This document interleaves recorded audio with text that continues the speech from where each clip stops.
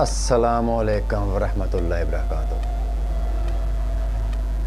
واعظ کمال ترک سے ملتی ہے یہاں مراد، دنیا جو چھوڑ دی ہے تو عقبیٰ بھی چھوڑ دے۔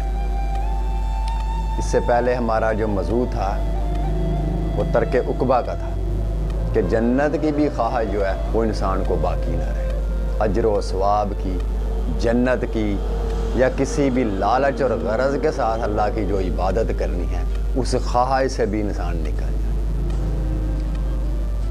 تو بزرگان دین میں سے فرماتے ہیں، کہتے ہیں جس کا عمل ہے بے غرض اس کی جزا کچھ اور ہے، حور و خیام سے گزر بادہ و جام سے گزر، تو ابھی راہ گزر میں ہے قید مقام سے گزر۔ تو در حقیقت مقامات کی خواہش جو ہے وہ اہل تصوف کے نزدیک یہ بھی بندگی یہ مقامات ہے، یہ بھی خواہشات جو ہیں، یہ در حقیقت یہ آرزوئیں جو ہیں، یہ بھی اللہ کے راستے میں بہت بڑا حجاب اور رکاوٹیں ہیں۔ کسی بھی مقام کی خواہش، کسی بھی مرتبے کی خواہش، تو یہ خواہشوں سے بے نیازی جو ہے، یہ بے نیازی ہی بے نیاز سے واصل کرواتی ہے۔ تو اس سے پہلا ہمارا موضوع تھا ترک عقبیٰ۔ آج کا ہمارا جو موضوع ہے وہ ہے ترک ہستی، یا یعنی اپنی ذات، اپنی ہستی جو ہے اس کی بھی نفی۔ یہ تیسرا درجہ ہے۔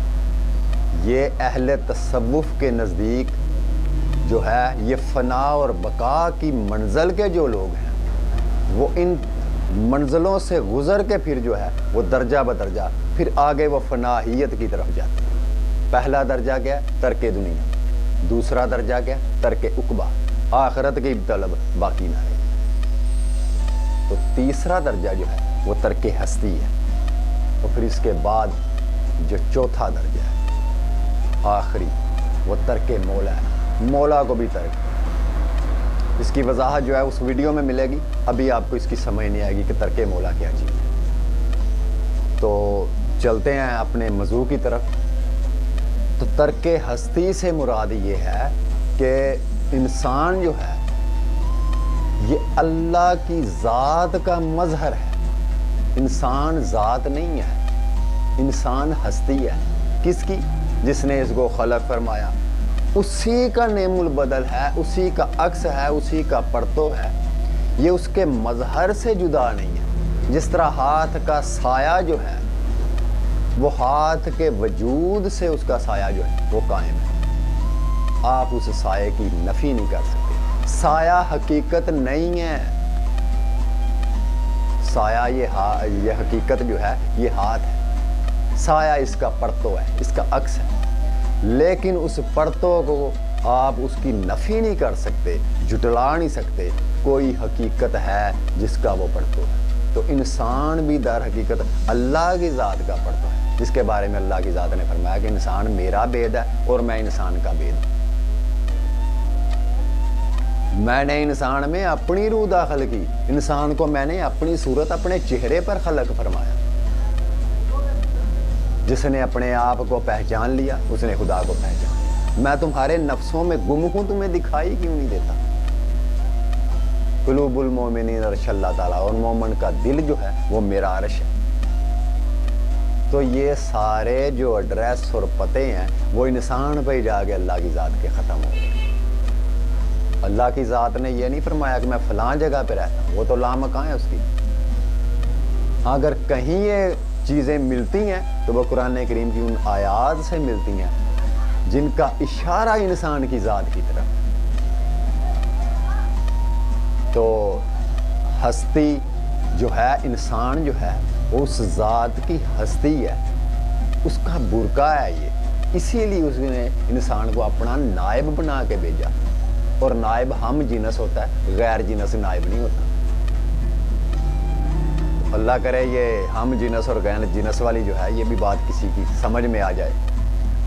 تو ہستی جو ہے انسان کی اپنی ہستی کی نفی کیا چیز ہے؟ اپنی انا کو، غرور کو، تکبر کو، غصہ کو، اپنی خواہشات کو، ہرس کو، طمع کو، لالچ کو، ان ساری چیزوں کو یعنی میری بھی اپنی کوئی ذات ہے، میرا اپنا کوئی وجود ہے، اس وجود، اس ہستی کی نفی کرنا جو ہے، یہ در حقیقت جو ہے یہ ترک ہستی ہے۔ اپنی ہستی کی نفی جو ہے یہ اس راستے میں انتہائی ضروری ہے۔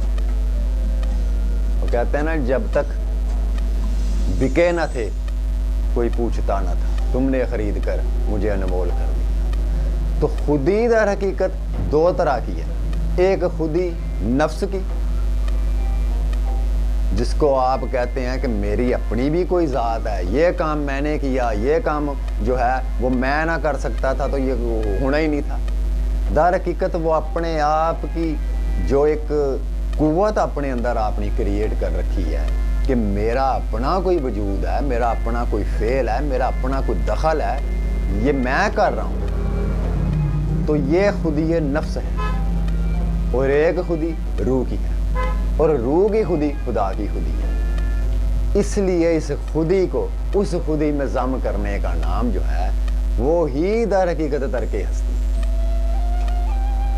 تو علامہ اقبال سرکار فرماتے ہیں نفی ہستی، اپنی ہستی کی نفی، مٹا دینا اپنے آپ کو، اپنی خواہشات کو مٹا دینا، اپنی اس ظاہری اس وجود کو مٹا دینا جو وجود آپ کے اندر جو ہے وہ حجاب بن کے بیٹھا، اکڑ کا، تکبر کا، ریاکاری کا، دکھلاوے کا، اپنی خواہشات کا۔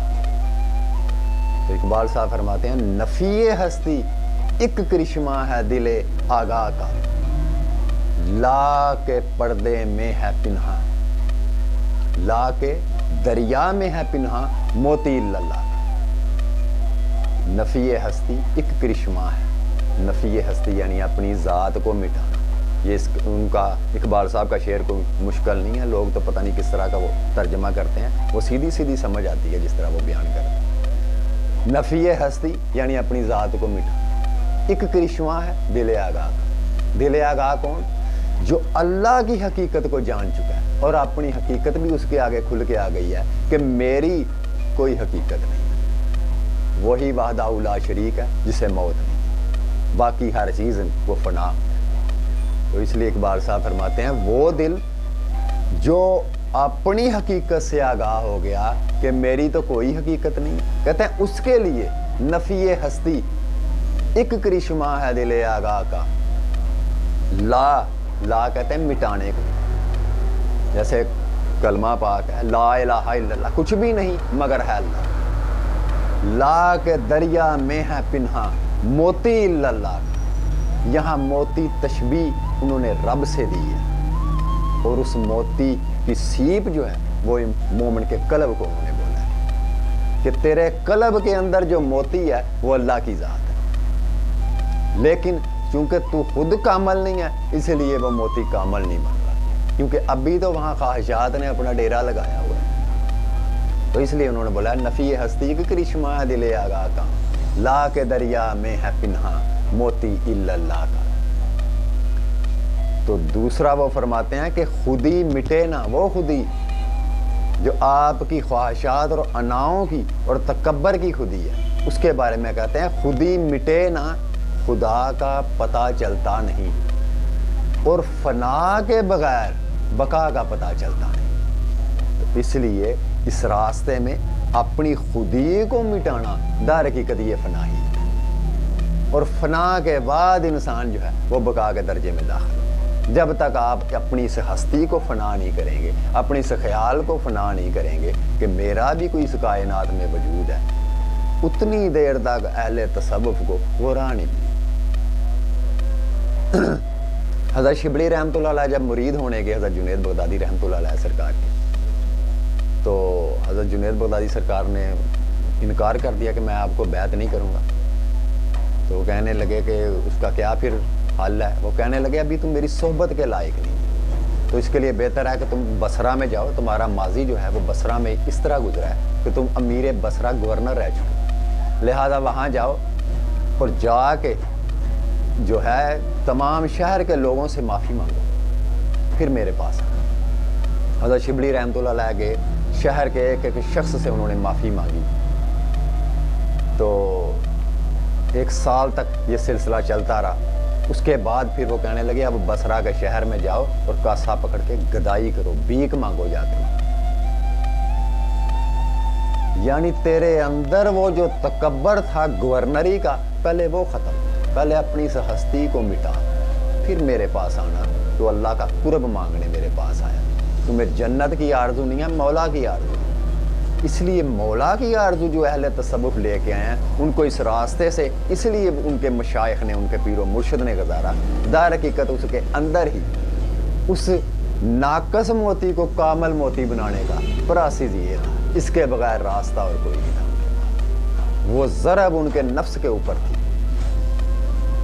تو وہ سارا پراسیز جو ہے در حقیقت ان کی اس خودی کو مٹانے کے لیے تھا. ٹھیک ہے, ان کی اس ہستی کو مٹانے کے لیے تھا. وہ جو بت تھا اندر کہ مجھ سے اعلیٰ کوئی نہیں,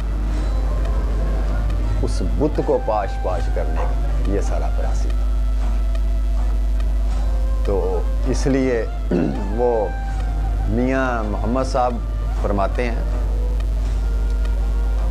وہ فرماتے ہیں جے تو ہوویں گم وچ اس دے, اپنی اس ہستی کے اندر اگر گم ہو تو پھر تم ذات تک واصل ہوگے. جے تم ہوویں گم وچ اس دے تے اپنی چھوڑ نشانی, تیرا نشان بھی باقی نہ رہے کہ میری کوئی ذات ہے. کہ دانہ خاک میں مل کر ہی گل و گلزار ہوتا ہے. مٹا دے اپنی ہستی کو اگر کچھ مرتبہ چاہتا ہے کہ دانہ خاک میں مل کر ہی گل و گلزار ہوتا ہے. اس لیے وہ میاں محمد بخش صاحب پنجابی میں وہ فرماتے ہیں, ان کے سمجھانے کا طریقہ یہ در حقیقت ہم اس کو شعر سمجھتے ہیں بزرگان دین کے کلام میں, ان کو صرف شعر سمجھتے. در حقیقت وہ تصوف کا مغز ہوتا ہے, تعلیمات ہوتی ہیں. تو وہ فرماتے ہیں جے تو ہوں میں گم وچ اس دے, اپنے آپ میں اپنے باطن میں اگر تو اپنی چھوڑ نشانی اے توحید محمد بخشا دسے کون زبانی. یہ چیزیں باتوں سے سمجھائی نہیں جا سکتی.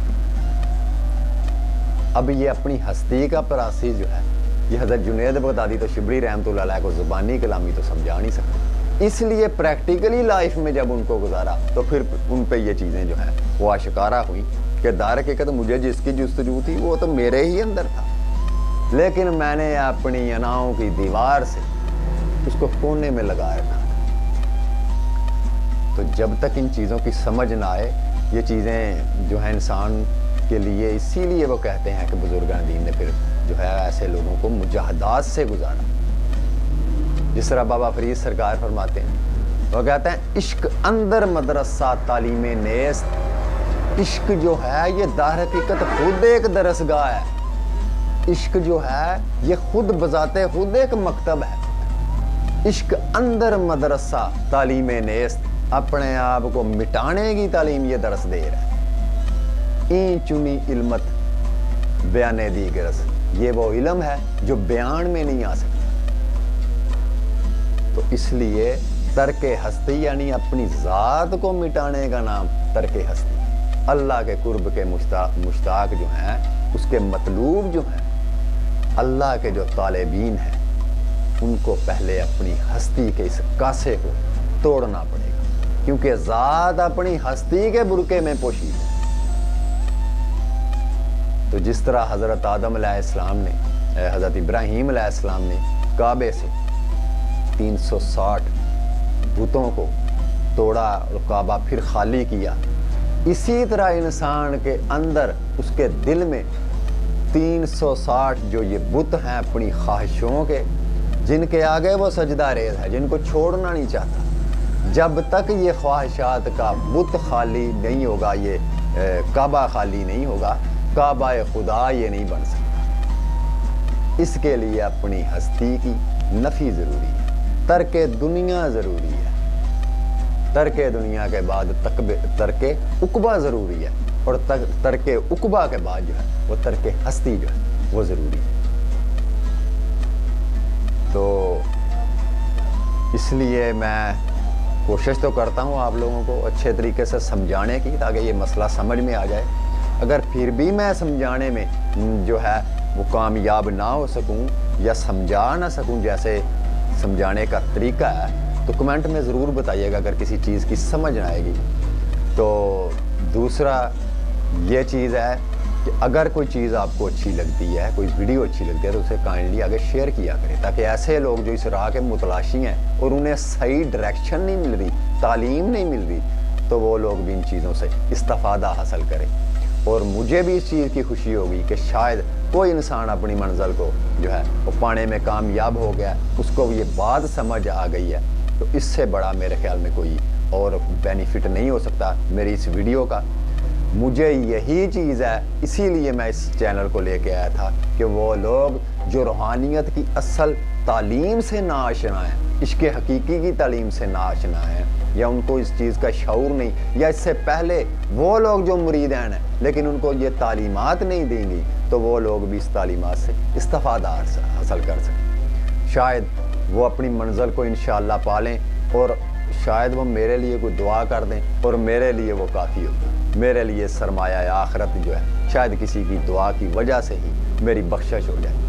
تو اس لیے میں یہ چیزیں آپ کے سامنے لے کے آتا ہوں، تاکہ وہ لوگ جن کو ایسی چیزیں میسر نہیں ہیں وہ بھی ان سے استفادہ حاصل کریں۔ باقی یہ جو ٹاپک میں آپ کے سامنے لے کے آ رہا ہوں، جس پروسیس کی میں بات کر رہا ہوں کہ اس میں سے سالک کو گزرنا پڑے گا، یہ میرے لفظ یاد رکھیے گا۔ جو شیخ کسی مرید کو اس طریقے سے گزارے گا وہ سمجھے کامل شیخ۔ کسی کے حلیے پہ، لباس پہ مت جائیے گا کہ اس نے دستاریں پہنی ہوئی ہیں اور اس کے لاکھوں مریدین ہیں، بہت بڑا مجمع ہے۔ کامل شیخ ہونے کی یہ سند نہیں ہے۔ کامل شیخ وہ ہے جس کے پاس وہ ادراک حاصل ہے جو کسی انسان کو اس کی منزل تک، اس کی مراد تک واصل کروائیں۔